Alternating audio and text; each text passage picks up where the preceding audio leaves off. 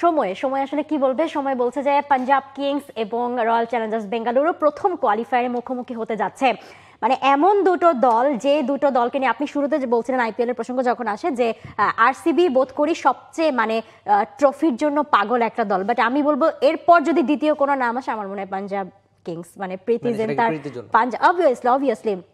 আপনি দেখেন Punjab Kings last 2-3 season যদি আমরা দেখি 2022, 23, 24 বা এই সিজনগুলোতে 6 নম্বরে 8 নম্বরে এই একেবারে মানে বটম হাফে থেকে শেষ করেছে তারা। মানে আরসিবিকে তাও আমরা দেখি যে কোয়ালিফায়ারে ওঠে, তারা প্লে অফে মানে সুযোগটা পায়, কিন্তু পাঞ্জাবের ক্ষেত্রে সেই সুযোগটা কালে ভদ্রে এসেছে।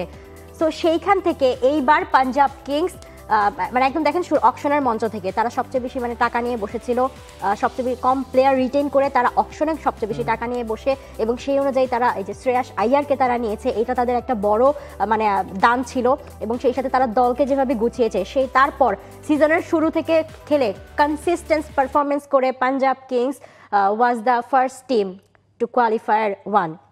সব মশার বিরুদ্ধে সুরক্ষা দিতে এলো বসুন্ধরা এক্সট্রিম অ্যারোসল, মশার বিরুদ্ধে এক্সট্রিম সুরক্ষা। সো মানে এই পাঞ্জাব কিংসের জন্য এখনো পর্যন্ত সিজনটা দারুণ গেছে, এবং আমার মনে হয় যে ফাইনালটা আসলে এই দুই দলেরই দেখতে চাইলে মনটা খারাপ হবে, যেই দলই হারবে তার জন্যই মন খারাপ হবে, বাট হ্যাঁ মানে কথিত একটা ফাইনাল কোয়ালিফায়ার 1টা বলা যায়। তা তো বটে, বিশেষ করে আপনি যে নামটা বলছিলেন যে শ্রেয়াস আইয়ার কিন্তু ডিফেন্ডিং চ্যাম্পিয়ন কেকেআর এর ক্যাপ্টেন ছিল।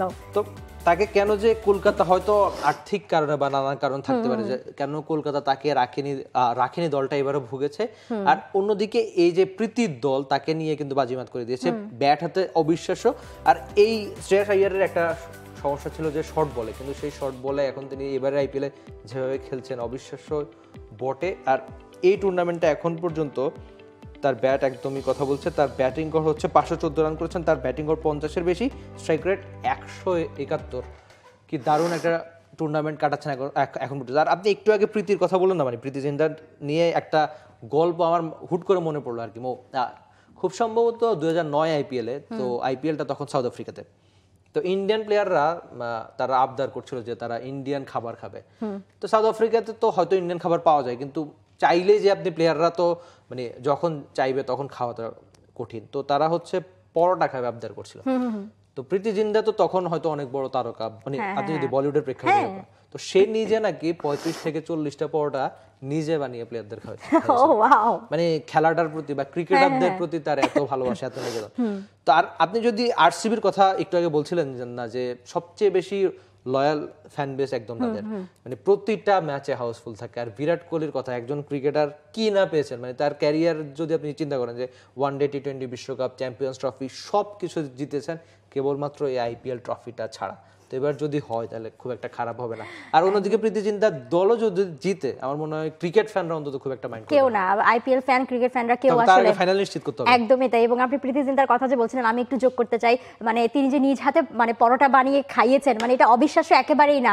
কেননা দেখেন এবারের সিজন বা সবসময় দেখেছি প্রত্যেকটা ম্যাচে পাঞ্জাব হারুক জিতুক, প্রত্যেকটা ম্যাচে প্রীতি জিন্টাকে আমরা মাঠে পাই, মানে এবং সেই দলকে চিয়ার আপ করে, এবং কোনো রকম মানে আছে না মানে প্রেশার ফিল করে, মন খারাপ হয়, কিন্তু অ্যাগ্রেশনটা প্রীতি জিন্টার মধ্যে আমরা কখনো আসলে দেখি না। তিনি খুব সফট হার্টেড, এবং সেই সাথে আরেকটা জিনিস হলো পাঞ্জাব কিংসের সোশ্যাল মিডিয়া যদি ফলো করা হয় সেখানে দেখা যায় যে প্রতি ম্যাচেই যেই প্লেয়ার ভালো করছে বা খারাপ করছে, প্রতি ম্যাচে দলের প্লেয়ারদের সাথে তিনি নিজে সাক্ষাৎকার করেন।